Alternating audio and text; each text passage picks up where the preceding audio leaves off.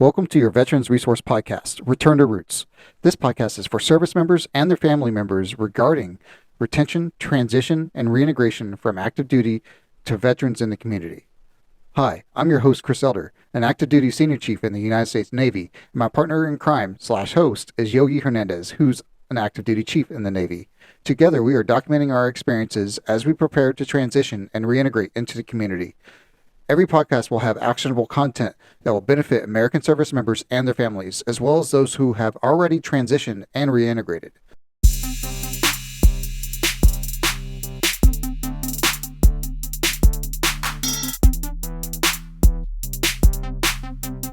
We got some exciting news. My Transition Timeline 365 is now on the Android and Apple App Store. Go on there, download it, track your transition timeline, find Return to Roots Mil2Vet inside of the app where you can find new updated episodes and get the most up-to-date information on your transition, because your transition and reintegration into the community is priority. Enjoy the app and enjoy this show. This material is intended for a mature audience. If you have little ears within earshot, please make sure that you listen to it before you allow them to listen. We encourage people to utilize Courage to Call 211 if you have any suicidal ideations, or if you just need somebody to talk to. 211 is a great resource. Welcome to Return to Roots. Today, we will be having Ashley Gonzalez, financial advisor with Edward Jones. He did 21 years in the service as a Navy chief, retired LS. He is currently here in San Diego, California. He is an awesome, down-to-earth guy. Got a chance to meet him at a congressional hearing, give his testimony on how to better serve our veterans after they transition and why they fall into criminal paths for the correctional facilities. So he's trying to prevent that kind of stuff. He's also a board member for REBOOT, which he originally was a part of classes that started REBOOT. So without further ado, Ashley, welcome to the podcast. Thank you very much, gentlemen. Thank you. Appreciate it. Now, Ashley, do me a favor and tell us about your time during REBOOT and your experience behind it. So we were in Panama on the USS McCluskey. She's back there. Unfortunately, she's down at the bottom of the ocean. And this was in 2012. And in 2012, we were doing our drug and addiction cruise down there, 6-month deployment. And I figured, okay, you know what? I hopefully will be able to make senior chief. I think obviously the path I was going on, my background is the TAR Navy or FTS, for those that are familiar with that term. I thought, okay, I had my master's degree. I had 3 warfare devices. You know, we just had the Blue E. We won the Battle E. I went on deployment. I saw the numbers come out. And it was 6 senior chiefs that were selected. I said, okay, I think I could be one of them, and I wasn't. Well, in the meantime, I was in my window to negotiate orders, and I didn't. And so what happens, as all detailers do, they'll go ahead and give you a hot fill, needs in the Navy. And my hot fill was Gulfport, Mississippi. And I was like, nah. So as I found out that I had to go to Gulfport because I didn't make senior chief, I was like, well, I really don't want to go to Gulfport. Can I just go ahead and retire? I figured, okay, I'll retire at my EAOS, which is in another year. And come to find out, I was told, nope, if I wanted to retire, I had to retire my PRD. And my PRD was in October of 2012. And we got back from deployment July of 2012. So that's what? August, September, October. I had 3 months to basically get out. And that's planning for a retirement, you know, planning to find a job, the whole 9 yards. So in the meantime, my wife helped out, and I sent her all my evals. She went to the Family Support Center. She got together with one of the caseworkers there. Her name was Ebony James. I mean, she was an angel and really helped create just an incredible resume for me. And with that, I got to learn about LinkedIn, getting caught up on how to create a profile. But I was on deployment, right? Getting ready to come back home now. We're about more than halfway through. And so I get back, found out I was able to go ahead and get out of my PRD, and I went ahead and start planning our retirement. Got on palm leave. When we got back, we went to a church event in San Antonio, Texas with our church. Drove back, we drove cross country, drove back, came back from Palm Leave, worked for a little bit. And my command said I could go ahead and go to REBOOT. In that time frame, I was networking, and I met Maurice, and he invited me to go to the REBOOT, submitted my paperwork. I got accepted to go to REBOOT class of, I want to say it was 25 or 23, something like that. And I went, and it was one of the best experiences of transition. Always recommend it to every transitioning vet. It helped me to prepare myself for the outside world, to find new opportunities, to believe in myself, to know that I don't need to be institutionalized, as some people call it when you're in the military. It was a great 3 weeks of learning about mindset, scotomas, how to write a resume, how to network. That's where I was introduced to NavNet and meet people from different companies and how to be able to network. I was able to get introduced to a transition coach that at the time, National Veterans Transition Service, I don't even think they would call that at the time, but just the REBOOT program, they offered. And so I did. I got together with the transition coach, and that was great. Got to learn more about coaching, and really inspired me to want to coach. And so I went through the courses, became a transition coach myself. But in the meantime, here I am still trying to find a job. And I'm from New York City. And, in New York City, in order to make anything happen, you got to hustle.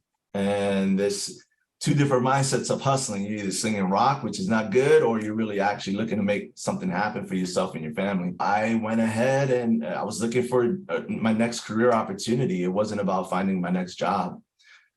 And all that networking, going out there, being humble through the process, asking people to help, whether through prayer or just find me a job. I was able to go ahead and find something. At the time, just be able to learn more how to network, but then also find something through this company called Client Solutions Architect. That was one company. There was another company that I had interviewed with, but I chose them at the time. After the following year, 2013, was let go due to government shutdown, sequestration, and then I found another job. After that, there was some contract stuff going on with the next company, and I wanted to find something else anyway. So I landed with another company, another defense contractor. So here I am on the ups and downs of defense contracting. But that last one, Coach Trummer, was great. It was great in the fact that it was small. I wanted to help build, but then when we lost the contract, the owners there told us they were going to lose the contract that we were on. But they told us in such enough time that they said, hey, look, if you find another opportunity, go for it. And but you still have a job here until, unfortunately, we have to let you go. So that took about 2 months. And then I found Edward Jones. I went ahead and did the interview process. And it was about a 45-day process from interview, background checks, the whole 9 yards. And that happened in 2015. So it's going on 8 years now that I've been with Edward Jones. And it's been a great ride ever since. Thanks for sharing that. And the REBOOT class, we just got done releasing Maurice Wilson's last 4 episodes talking about REBOOT. So one thing that I want to get out there is that REBOOT is not just about transitioning, but also about reintegrating into the community. And it really figure out, who are you? How did REBOOT help you identify your strengths and how your past service was actually transferable into the civilian side? That's a great question, Chris. I think with the REBOOT program, it allowed me to be able to understand a little bit more about who I am and who I want to become. First and foremost, I'm a dad, I'm a husband, and I'm a disciple of Jesus. And so with all of that, how can I leverage the skill sets of what I've learned in the military to be able to still be, a father, a husband, and a disciple of Jesus in a way where I'm clear-minded, really focused on being those 3 people and providing. And so the REBOOT program allowed me to be able to, it's not just about writing a resume, but really about getting entrenched into the community, finding the new opportunities that are out there to provide for yourself and your family, and to be able to still make a difference, because in the military, we're always making a difference without even really knowing it. When you think about the impact that we have just on ComRails alone, I mean, how many of us have done community relations projects in foreign countries? That's impact. We even do it here in CONUS. That's impact. Well, how can you still have those skill sets and turn them into something that can produce income for you in the community? And so it allowed me to be able to see that my skill sets of, typing up a 1348 to buy a part wasn't the only skill set I learned. It was about, people, the soft skills, how to be able to connect with people, how to be able to transfer the skills that I learned in the military, both hard and soft, and be able to make income from it. And REBOOT helped me to do that.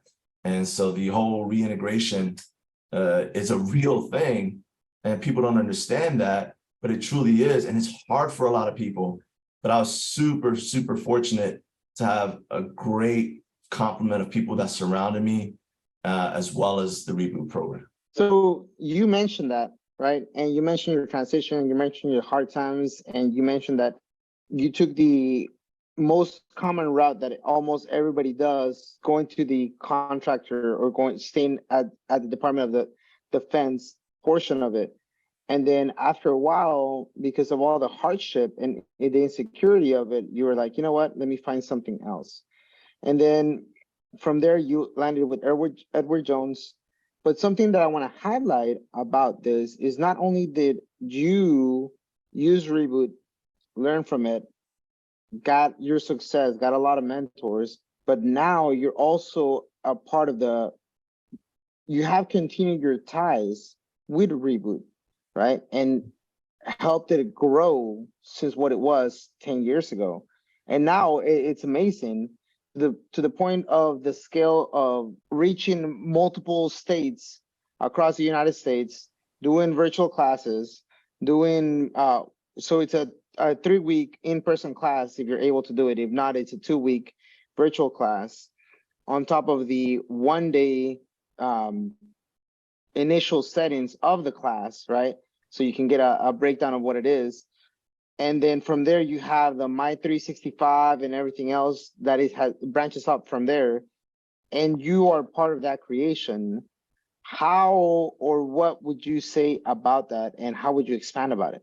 Well, I give all the credit to Maurice. He's really kind of the catalyst behind Jim Wong as well. These people have just a desire and an infectious attitude to want to pay it forward. And so I think a lot of us have adopted that from them. And I know I do too. I definitely would love to pay it forward in many aspects. And I felt like people have been there for me, and I want to be there for them. And I think with regards to the REBOOT process and how I was able to come out of that on top, I mean, as you know, and I'm sure people that are going to be listening to this podcast on YouTube, I mean, it is an incredibly humbling process to come out of the military, especially if you serve for 20 plus years.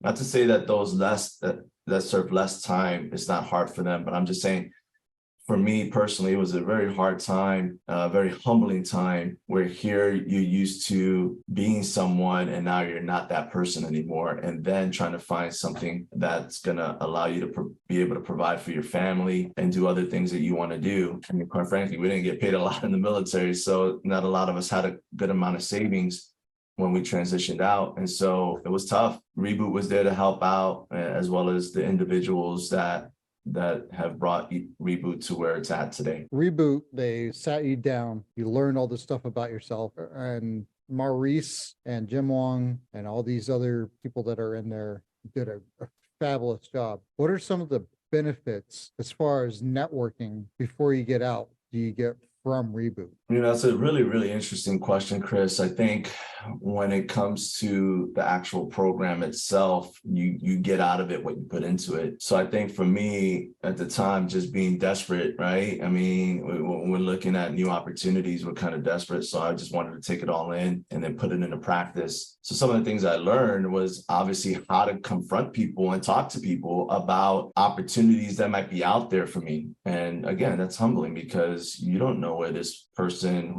is and what they can offer you, if they can even offer you to somebody. As Tom Hammonds may say at the NavNet, you can be introduced to somebody who's going to introduce you to somebody who's going to introduce you to somebody who's going to introduce you to somebody who's going to introduce you to somebody who's going to introduce you to somebody that's going to give you that opportunity. With that, it's about just getting out there and just getting out of yourself. Being on the now on the board of National Veterans Transition Service Incorporated, the REBOOT program, it's really cool to kind of like be at this level now, trying to help veterans in any way possible that I can move forward, and then again just pay it forward from there. I appreciate you talking about Reboot, where it pretty much helps you identify who you are. I'm wearing my little wristband, everyone, because I'm a fan of Reboot. Got the relearn, rebuild, rebrand yourself. Reboot is essentially your boot camp for when you transition out of the military, and it helps you reintegrate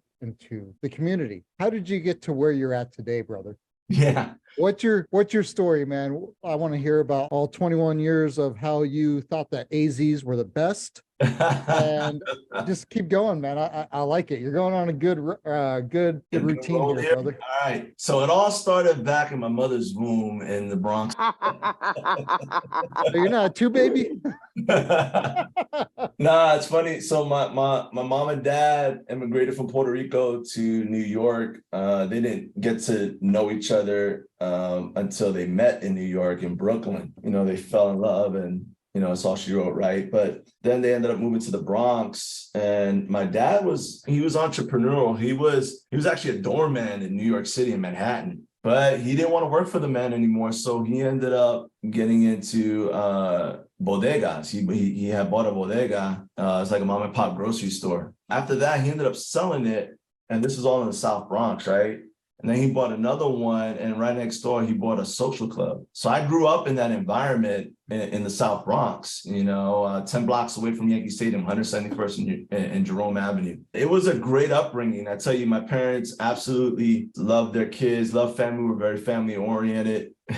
So family oriented that there was an opportunity to buy our own house in New Jersey, about 7 miles away. My mom was like, nah, it's too far away, and crossing over the George Washington Bridge to go see my grandmother. She said, no, it's too far. So we never bought it. And I'm like, man, it would have been nice to have a house, right? But no, I mean, we grew up, and my sisters and I, my older sisters in the Bronx, helping my mom and dad in the store. So my dad was very entrepreneurial. From there, at 18, unfortunately, he passed away of gastric cancer, and then I joined the military. That was a tough time for my family, obviously losing my dad, and then now losing, me. I went to the military, and I was very selfish. I was a spoiled brat. I wanted to do this for me. I thought, okay, maybe I could do this with my buddy, and we were going to do it together. The whole buddy system that they talked about, that the recruiters talked about, that went as far as MEPS, because I ended up having to get a waiver, and he went through, and he ended up going to Orlando for boot camp, like in, I don't know, October. I ended up going to Great Mistakes in like August of 1991. And so that was it. I mean, he stood in the East Coast. I went to the West Coast. From there, like I said, 21 years in the military. I was in AK. I was in Lemoore, California with a VFA squadron. Some of my best times in the military. That was awesome. My first ship was the USS Nimitz on a 2-week reserves coming on board for their summer 2 weeks program. Then I went to a supply department in Boston. That's where my daughter was born. From there, we went back to the West Coast. From West Coast, East Coast, back to the West Coast. My son was born in Ventura County in Oxnard. I was stationed at Point Mugu. I was a P3s over there. That was awesome. We all became SKs. We remember that. From there, things opened up for me. I got out of aviation, went to the 1st Naval Construction Division in Virginia, became LSs, and went to NECC. After I picked up chief, at First Naval Construction Division, went to NECC, Navy Expeditionary Combat Command, that's the TICOM over there. And then from there, went to the USS McCluskey. So if you can see from all of that, the McCluskey was my real first ship. You did spend a little bit of time on Mother Nimitz, so. I did, yeah, I did. But that was great. I was the LCPO on there. You know, and it was great working in S1. Got to learn a lot about myself, really good chain of command. 2020, or excuse me, 2012 is when I retired, as I said earlier. That's all she wrote. I would have done more. I would have done more time. I love the Navy. I miss the Navy. I miss the camaraderie. It was really, really a great time, but seemed like God had other plans. And so sure enough, hindsight's 2020, right? So I could have very well went on another ship, a destroyer, the Howard. And if I did, I would have missed out on my daughter's graduation. I would have missed out on a couple other things. So, and I think it was a BMD ship. So, you know, those ballistic missile defense ships never seen land. So I'm not even trying to do that. So it worked out. Like I shared earlier, the transition was tough, but in the end, I feel incredibly blessed being with an exceptional firm in Edward Jones. We're a Fortune 300 company.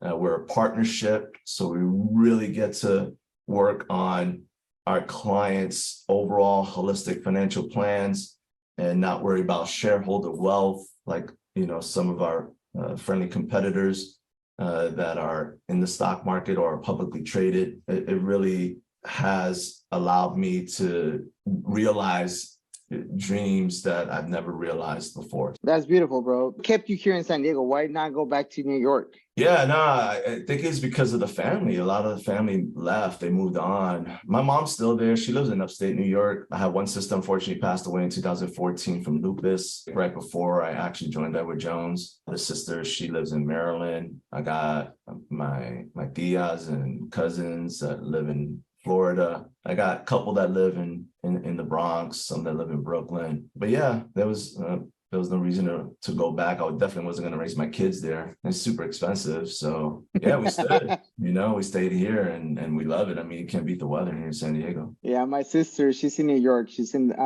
Brooklyn right now. Okay. And I went to go visit her when I found out that I was going to be transitioning out or retiring. That was the biggest conversation about us just wrapping everything up, moving up there with her, and just kind of hanging our hats over there. Now, after being here for almost a year, I'm like, I kind of like San Diego, so we're thinking about staying here for a while, and then going from there, man. But no, it's good to have family, and it's amazing to have family. By the way, you have an amazing family. Met your daughter. Yeah, your daughter at NAVNet, and she's amazing. Yeah, so she just graduated from college, Cal State LA. I tell you a little story just about my daughter. I mean, she's a fighter. She has an incredible soul. So she was born in Boston. She was born 12 weeks early, 2 pounds 3 ounces. Thought we were gonna lose her. There was actually a point because we were in a Catholic hospital. They said, things look very bleak. If you want to consider abortion, we can move you to another public hospital. I said, no, we're gonna stick through this. I just became a Christian, and I said, no, we're gonna stick through this, and so we did. And she was a fighter. She was born. My wife had to go through a C-section. It was an emergency C-section. She was in the NICU for 2 months and just fighting. Stubborn little baby girl. She tubes up her nose, and she was a little jaundiced, so they had her under the light. She kept taking the tubes off. Always been a fighter. She's grown up, school wasn't her biggest thing, but she always persevered. COVID was actually a blessing in disguise for her because, like I said, she wasn't a big student. She was changing majors left and right. She even took a strategic pause from academia for about a year, went back to school, and then when COVID hit, I don't know, but she just took off like gangbusters. I guess the environment of doing Zoom was helpful for her. She was on the dean's list. I'm super proud for her that she was able to graduate here in December, and she's going to be walking down the aisle and for graduation here in May.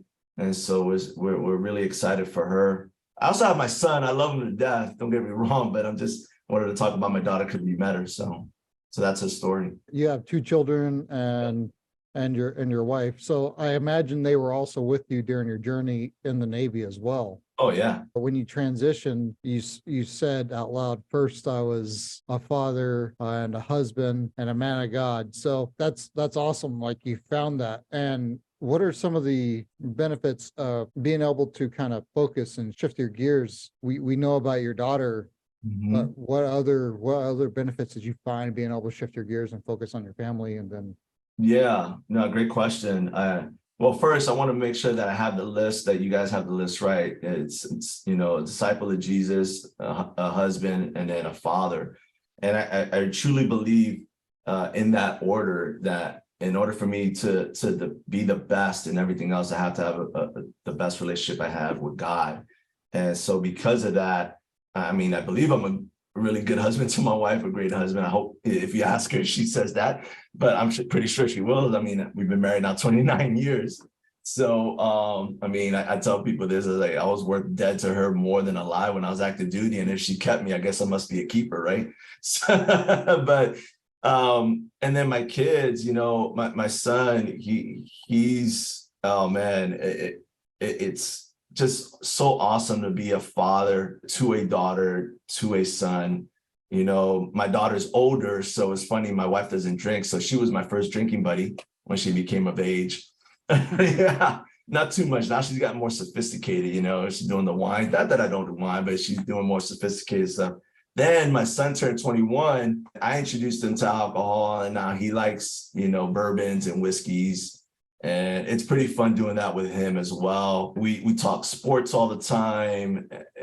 We're big, huge Yankees fans, Giants fans, Knicks fans, college basketball. We love Duke. Sorry for all you haters out there.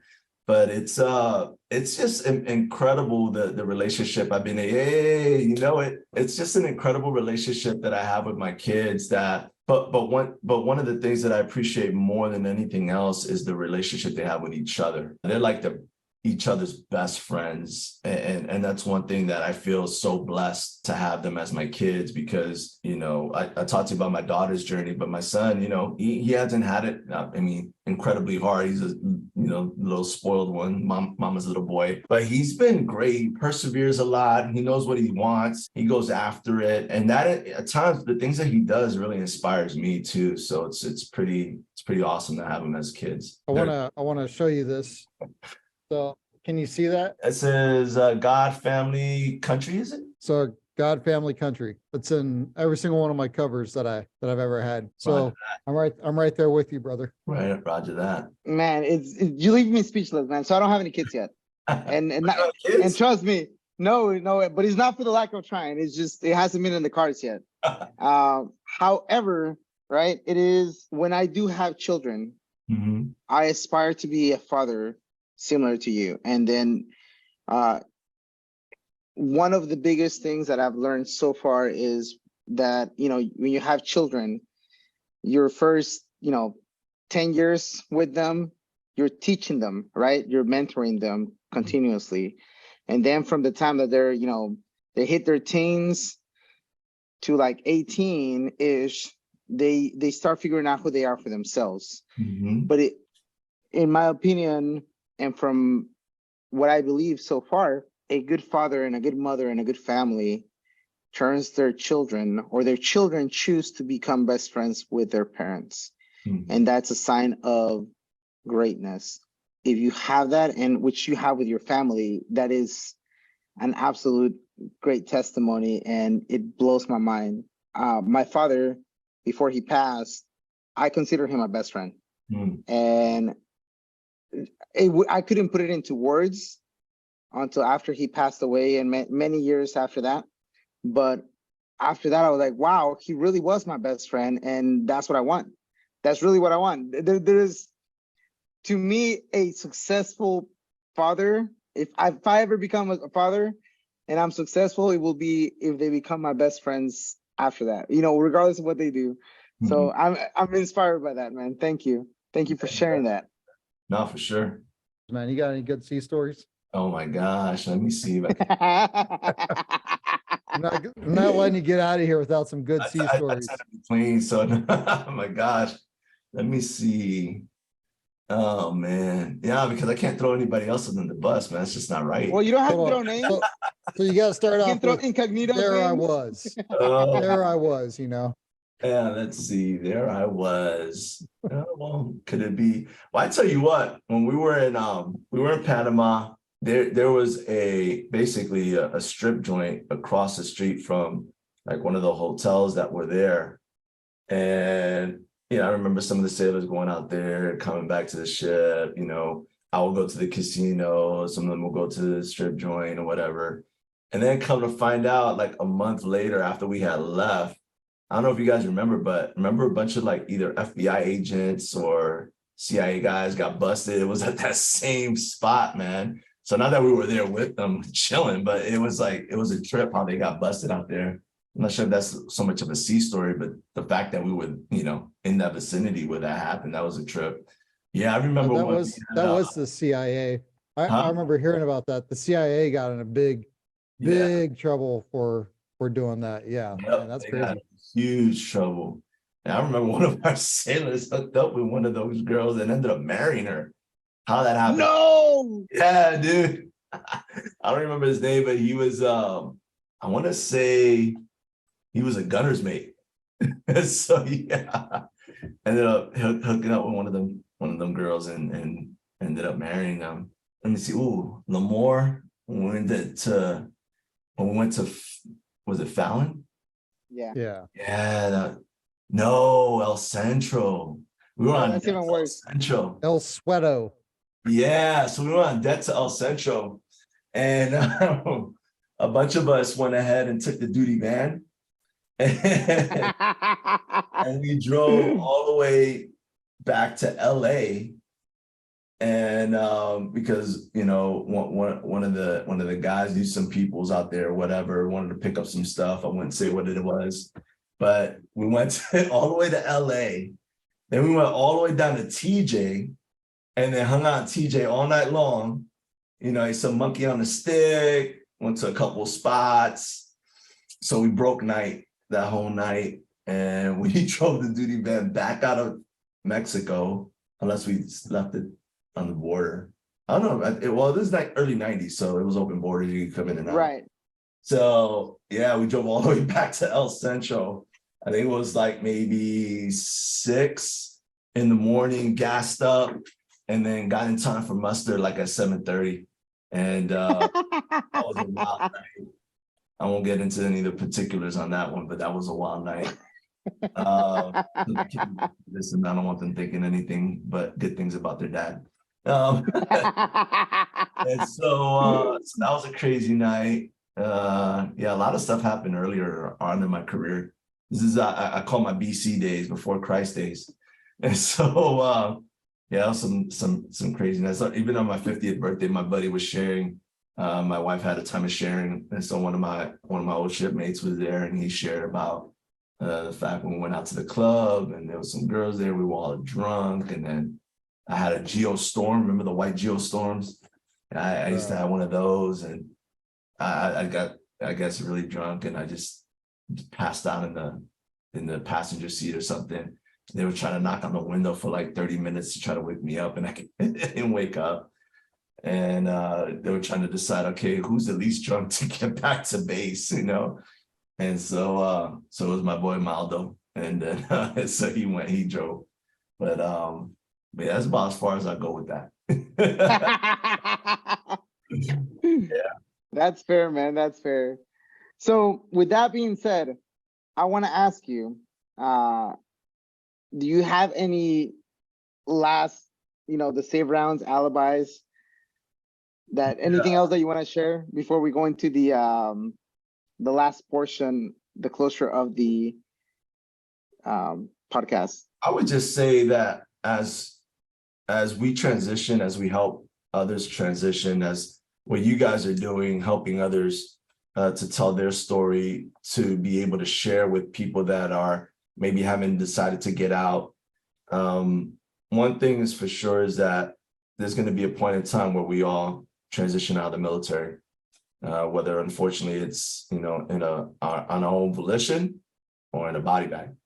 And I guess the third way is if you get kicked out, but either way, you're out. And so what you do with it is, what you do with it. But when you transition out, what you make of it is what you make of it. As you go into that transition, know that you're not a person on an island, whether you're a sister or brother in arms, you're not alone on an island. You have people that have been there, done that, got the t-shirt, and are here to help. And I think as long as we all have the mindset and the desire to pay it forward and help our sisters and brothers as they transition out, we're going to have a better workforce, a better family force outside of the military than we would if we don't do what we should be doing. So I just wanted to share that. Let's go over to the final round.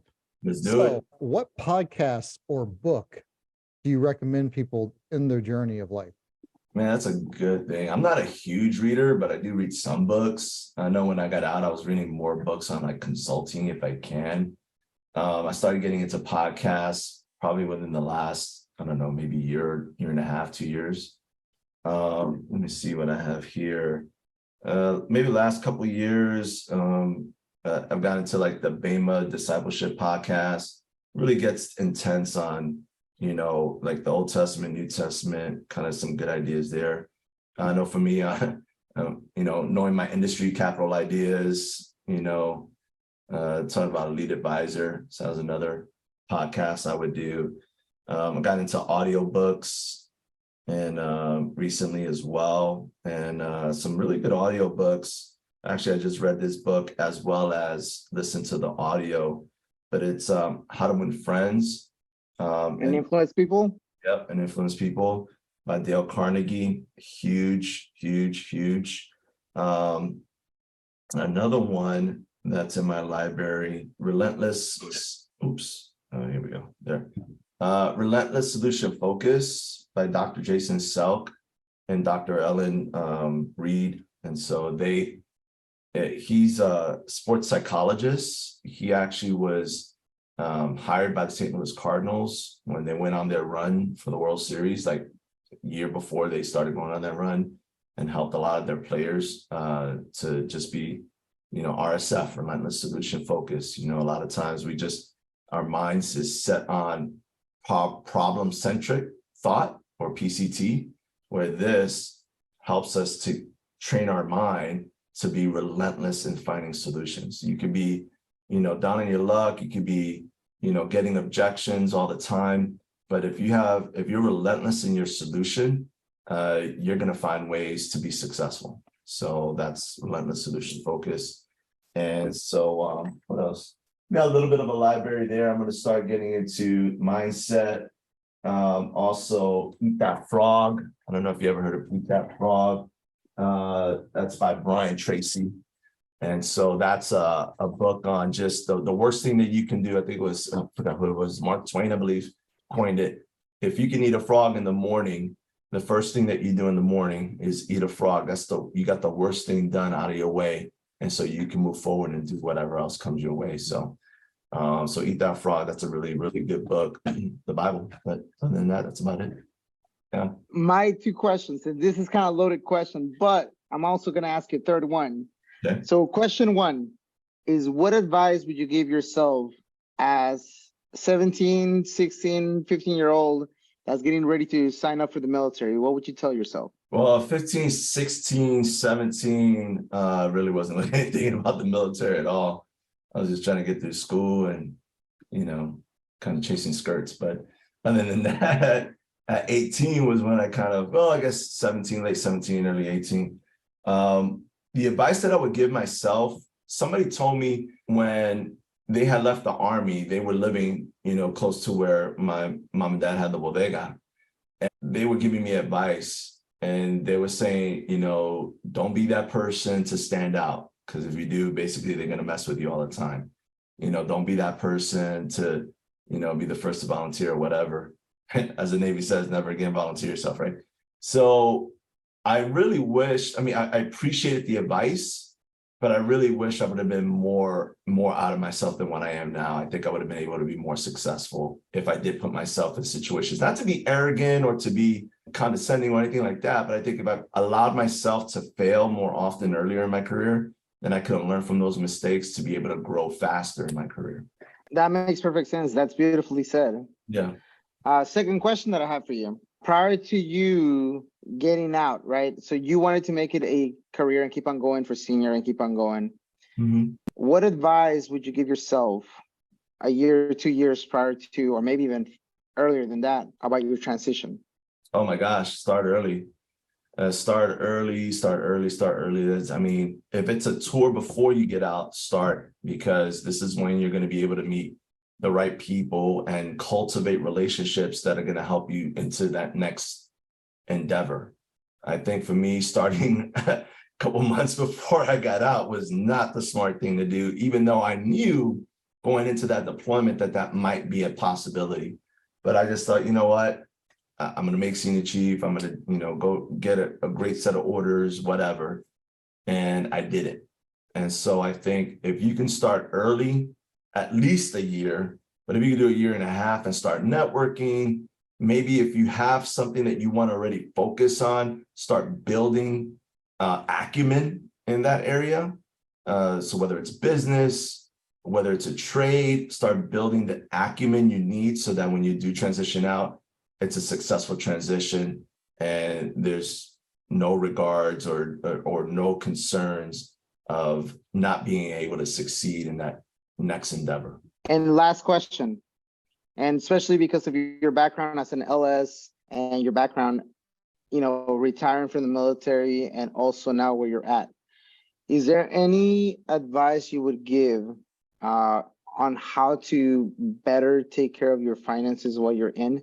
How much of a nest egg or any kind of advice that you would give for that kind of stuff, that is like a rule of thumb or something? Sure. That you would say? Yeah, no, great question. In my field as a fiduciary, I ensure that I'm able to hone in on my clients' specific needs, and I advise them on specifically what they want to accomplish with their goals. However, kind of a general rule of thumb, I'm a big proponent of emergency cash. So if you're a single income household, have at least 6 months of emergency cash, especially when you get out. It's easy to say, okay, I know I'm going to have a check on the 1st and the 15th. But when you get out and you don't have that automatic check on the 1st and the 15th, then, it's going to be tough. So it's great to have at least 6 months of emergency cash. If you're dual income earners, then 3 months, 4 months should be enough to find that next opportunity, because it takes about 6 months to find a new opportunity, believe it or not. So that's what I would do with that. That was some pretty solid advice, and I call it my anti-Murphy fund. But it's also it's funny when you actually start saving money, how fast money grows. Mm-hmm. When you could just start $1 at a time. Mm-hmm. And build your way up. So it's funny when you have the money grows faster, and when you don't have any money, Murphy comes around and starts knocking on your door. So yeah, Murphy's law for sure. Yeah. Absolutely. Great advice. How can we and our listeners get a hold of you? Well, I mean, by all means, pass around the information I sent you earlier. I mean, you can find me on LinkedIn, Ashley Gonzalez, 754-6018 is my business. You can reach me at ashley.gonzalez, Gonzalez, at edwardjones.com. So there's different ways that you can find me. Look me up, I guess, on REBOOT or NVTSI. And if you get in touch with Maurice or Caleb, and you want to get a hold of me, they can get in touch with me as well.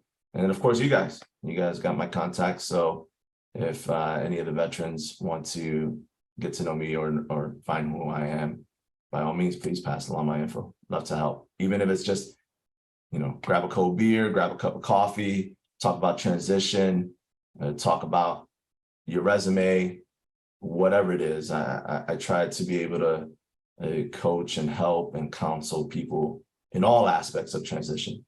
The resume is big. I always tell my transitioning vets, make sure you star it. I said, what do you mean by star it? I said STAR, situation, task, action, results. Make sure your resume looks like that. And every hiring manager will love to be able to interview you. I wanted to thank you for giving us your time, for helping us out. Ever since we first met you, I've got nothing but positive feedback from you, and I've been able to count on you. So thank you so much for that. We met up under, in my case, a very strenuous time in my life. You met me when I could tell you that that was one of my lowest times in life, that I was going through a crisis, and I wasn't able to share that or verbalize it or explain it. But without you knowing, you were actually one of the pillars that inspired me to continue going. Your testament and what you did and what you said at the hearing put a positive perspective into the, hey, I can do this. I'm surrounded by the people that have made this happen in a very positive way. So there's a way to move forward. So I appreciate you for having that and for doing that, and also for always being super reachable and super down to earth, man. I appreciate that. You bet, my friend. You bet. Ashley, thanks for coming on here, guys. You know, he talked about reboot. If you need any more information, rewind to the beginning of this episode, listen to it again, go to reboot, take a look at it. You have Ashley's contact information. Don't be sending them all sorts of resumes without actually talking to them. Make sure you guys actually talk with them. So Ashley, hey, thanks for coming on here. Thanks for spending time with Yogi and I. We do appreciate you being a part of our community, being part of our family. You guys can find him on LinkedIn. He's also going to be listed as a point of contact on our book. Wow. He's also going to be listed as a point of contact on our website. So take a look at that under our LinkedIn contacts. He will be in there. Brother, again, thank you. And everyone else that's listening, it's your transition. Now take charge of it. It's not all rainbows and unicorns. Now get out there and go get it. Thanks for listening to Return to Roots.